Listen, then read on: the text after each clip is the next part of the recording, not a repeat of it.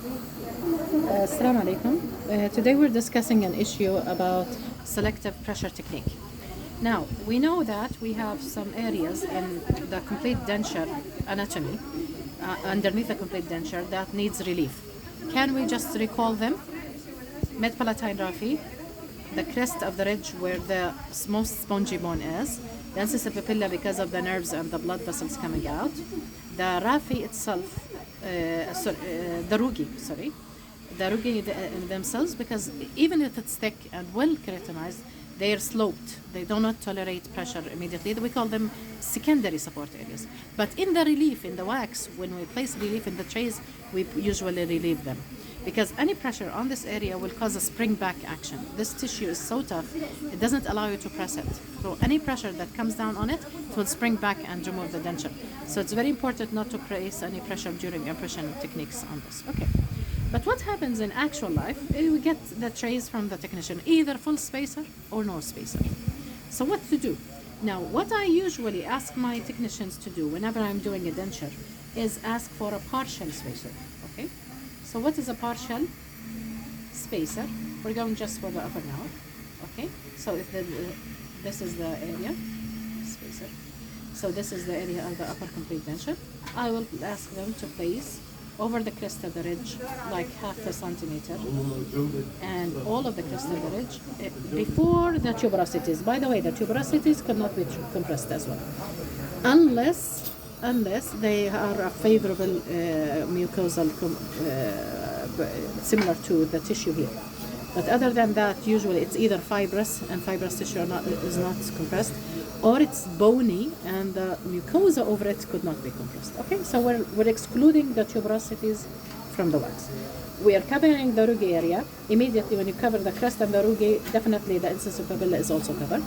And then I extend this middle part beyond the vibrating line, because all of this is mid-palatine raphe. And it extends up to the point where we have mobile soft palate. So this is not the same length, the middle part is not the same length as here. Here we stopped before the tuberosities. Here we're going beyond, okay? Now this is what I usually ask my students to write down for the technicians. But the new technicians that are not familiar with my procedure will come either with a full spacer or a non-spacer. Okay, say we have this full spacer, what am I going to do? So they had the same morphology, okay? And they added wax all over the area. What am I going to tell my student? You carve in the wax this shape and remove it only, okay? So leave the other wax there. What will happen if I don't remove the wax? It will stay as compressive area. So this is wax that I did not remove before impression taking. I only removed this wax before the impression taking. What will happen? It will become selective pressure technique. These are areas of space.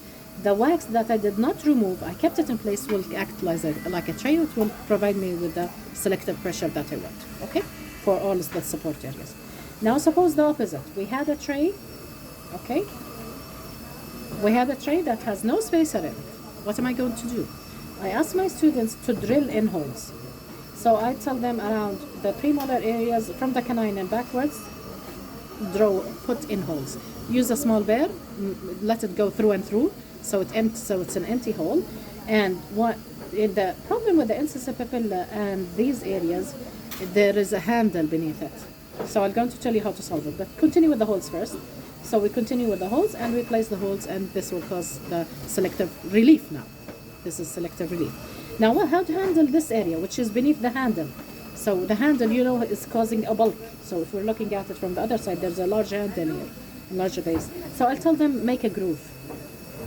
In the acrylic, make a groove shape with your bear, empty this. And usually, because of the light cure doesn't sometimes reach this area, it's easy to scrape away and remove, okay? If it was not fully cured from both sides. Even if it was fully cured, I ask them, buy a bear, make a groove here. So I have solved the relief areas everywhere by holes and the groove, okay? This is if no wax is present. If there is wax present, just cut out the wax in the relief areas, keep the wax in the support areas. Okay, going to the lower. Now the lower is easier. Okay, where do we usually place our relief? We usually just place our relief on the crest of the ridge, half centimeter around. Okay? If it's highly resolved, if it is a case where highly resolved, I ask my students to locate the mental nerve and add a little bit of spacer here. Okay? Because I don't want to compress the mental nerve coming out. Other than that, these are areas of relief. If once more it's highly resolved, sometimes you might add a spacer on the lingual frena, and you will see the prominent lingual frena very close to the ridge. Okay. So these are the areas of relief. Once more, the technician. So this is the whole tray, for example. Okay. Suppose that the technician brought this tray that is fully with wax. Only remove the central areas and leave the stoppers there. Okay. If there were no stroppers, what would you do? Just add a layer of composite, anything light curable, just cure it to act as stoppers. Okay? So that will solve that problem. If you find that you removed the material and you did not find the stopper. Okay? Suppose the tray also came in all solid, nothing added to it, just simply drill holes in the crest of the ridge area. Okay? So drill the holes in this confined area. It will produce the relief you want to do. Under the handle, go back to the groove because the handle will not allow you to drill through it. Okay? So all of these will cause turning a tray that has not respected the selective pressure technique into a tray that can respect the selective pressure. Thank you.